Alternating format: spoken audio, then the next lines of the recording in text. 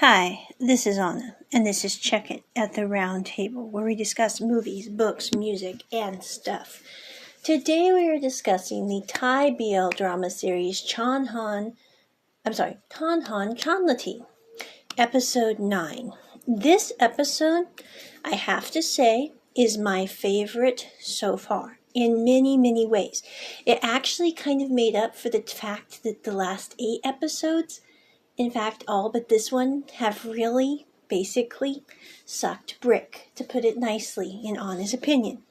The reason I liked this episode was because it involved Tonhon and Chonlatee. Tonhon had been his picture had leaked onto Facebook that showed that he was in a relationship with Chonlatee. He decided to go off one night just by himself.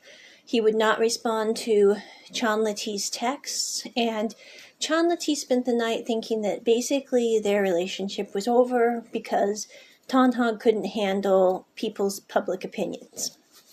And so he decided he was going to go back home. His friend, Ping, I think is her name, she's super cool, told him, your mom would want you to stay in school and finish your quiz that you have coming up, because if you don't, it's not going to be good for your college degree. And so she talked Chonlatee into taking his quiz, and then the other guy who was going to date Chonlatee, should Tonhon not date him, asked if he could take Chonlatee to go look for Tonhon. He said, I have a fast vehicle, we can go look for Tonhon, see what's going on.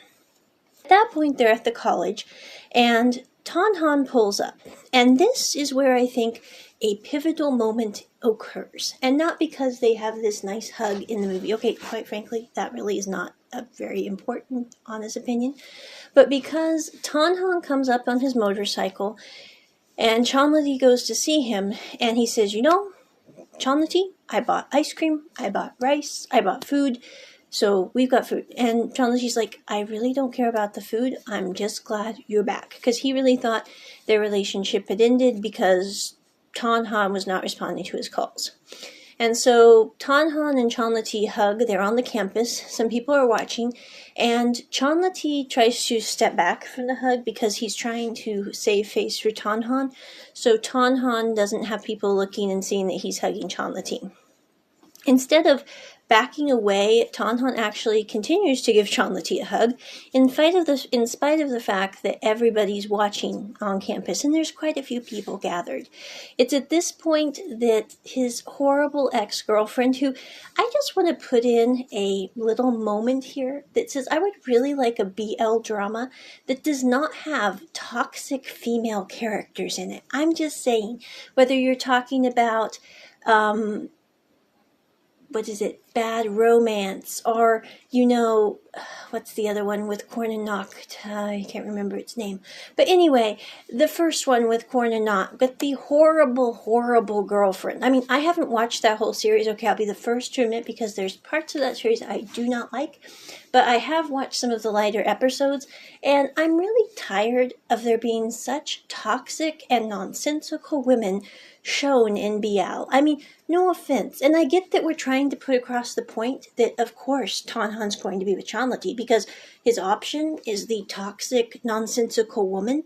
But really, do we have to go to that length? I mean, I'm not trying to be weird here, but as a woman who really does enjoy a good BL drama series, I can honestly say it's rather off-putting to have to watch an extremely toxic, nonsensical woman.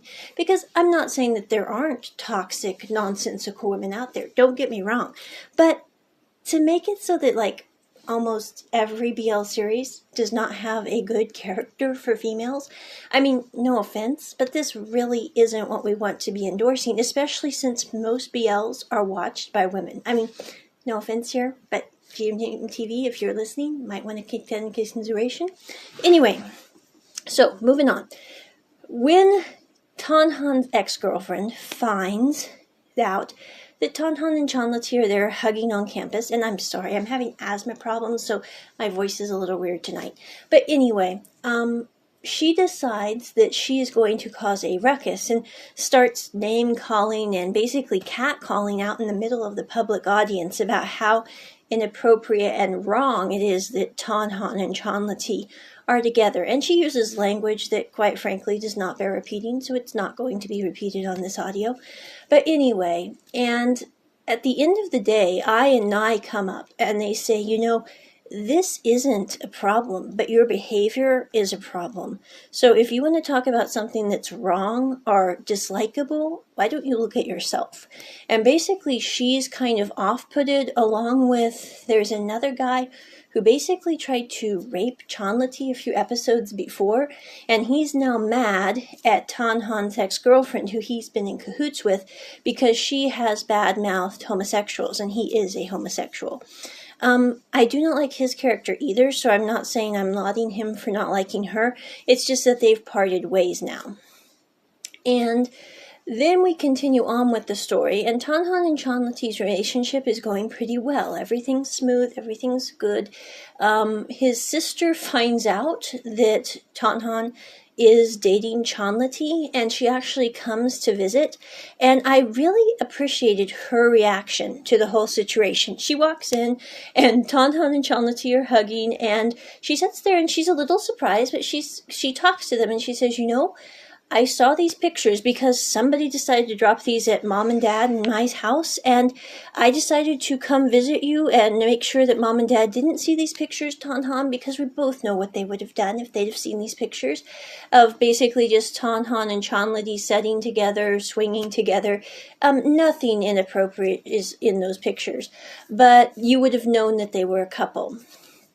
As the conversation continues, she says, this isn't about, you liking guys or not liking girls. This is about you liking Chonlatee because you guys have a history together and you have a relationship that's been built over years. And, that I can totally understand. And I really like how she mentions this to Tonhon. Like, she's just like the older sister that's like, yeah, this makes sense. Chonlatee would be a much better fit for you than basically anyone you've dated before, brother. And no offense, but she does have some very valid points. Now, there are many people in the BL community who do not like Thai movies and bring up the fact that the main characters are not dating someone based on their gender, and a lot of people with BL drama have a problem with this. I personally like the Thai films because of this fact. Not because I'm trying to start an epic BL war here, but simply because I'm saying, if you like someone because of their personhood, that makes a lot more sense than liking them simply because you're a guy and they're a guy. That's just liking them because they happen to be a guy, which is a really lame reason. It's the same kind of lame reason that, if a straight couple likes someone because that person was also straight, that would be a lame reason as well. If you like them because of character, because of similar interests, that seems like a good reason and a good foundation to possibly build a relationship in. And again, not trying to get into a huge war here, simply pointing out that that is one of the reasons Onna enjoys Thai films, is because it's not about, being gay or being straight or, any of that. It's about people liking people's company because of similar interests and because of character traits, which seems like a much better reason than a lot of reasons to like people. As the story progresses, you find out that Tonhon's sister, who has been having a great deal of trouble with her husband and their relationship, finally figures out that her husband just has trouble relating to her. And I really like how they have a moment where they actually talk about their fears and their problems. And I have to say, although not kid-friendly, it made me almost fall off the couch laughing when they were envisioning them flirting with each other. I don't know why. I just found it absolutely hilarious, which I probably shouldn't, but it was very funny. But again, might want to have the kiddies out of the room for that one, that's all I'm saying. As the story progresses, I know I keep saying that, the episode continues with Tonhon's ex-girlfriend continually trying to cause trouble. And again, this is so over the top, it's not really even believable, because if she is trying to get Tonhon back, then her behavior would be like the exact opposite of someone who would be trying to get someone back. The other thing is, if she is trying to just do V for Vendetta kind of thing, then really it's not pointful either because it's just really harming her. It's not really affecting any difference in Tonhon and Chonlatee's relationship. There is a scene where Tonhon takes Chonlatee out to a restaurant, and Tonhon's ex-girlfriend happens to be there and basically says to Chonlatee, you know, he's only dating you because he's looking for a substitute for me. And Chonlatee looks at her and goes, well, I really don't care why you think he's dating me, but, you know, I would be a much better person to be with simply because I have character and you don't. And, you know, I did think that was kind of funny. At the end of this scene, there is a poignant moment where Tonhon does tell Chonlatee, he goes, I'm not dating you because I'm trying to replace my ex-girlfriend who's from the pit of hell. He doesn't say that, I do. But I'm dating you because I've been looking for someone who's like you for a very long time, and now I finally found it, and why on earth wouldn't I date you? And so that's kind of how they close out that moment. And so Tonhon lets Chonlatee know that he's not dating Chonlatee because he's trying to either get back at his girlfriend or, you know, just replace her with somebody else. And so I think that's good because Chonlatee would have worries about that, personally, I think, from watching him in this show. And I really like how, as he develops as a person, he also kind of develops a bit of a backbone, a bit of moxie, where he doesn't put up with people just running over him like he did at the beginning of this series. It is especially important at the end of this episode where Tonhon decides to go to a class party with I and Nai. This was a bad decision for many different reasons, which I'm not going into, but let's just say it wasn't a good choice. He also does not take Chonlatee with him, which, again, bad decision. And he ends up kissing his ex-girlfriend as kind of a bet to prove that he doesn't like her, which, again, this does not make any logical sense, and I'm not even going to try to explain it, because we are dealing with Tonhon, and Tonhon is kind of like a Gaston, okay? I mean, if you're familiar with Beauty and the Beast, you'll know what I'm talking about. He's more likable than Gaston. I have to say this episode, he was a much better person than I thought he would be. But he's still, at the end of the day, kind of a Gaston. And when Chonlatee sent a video showing the ex-girlfriend kissing Tonhon, he completely loses it. And for good reason. He sits there with Miriam. He ends up going up to his room, packing up his stuff, and leaving. And he asks Miriam if she could do one thing for him. And that one thing is when Tonhon shows back up, kind of drunk, with both I and Nai, she punches Tonhon in the face and says, "You're a stupid idiot. And Chonlatee is gone because you decided to do something really bad form." And she shows him the video. And Tonhon says, "Oh, this was a misunderstanding. That's all this is." And she says, "Well, Chonlatee's gone, and he's not here to explain this misunderstanding too."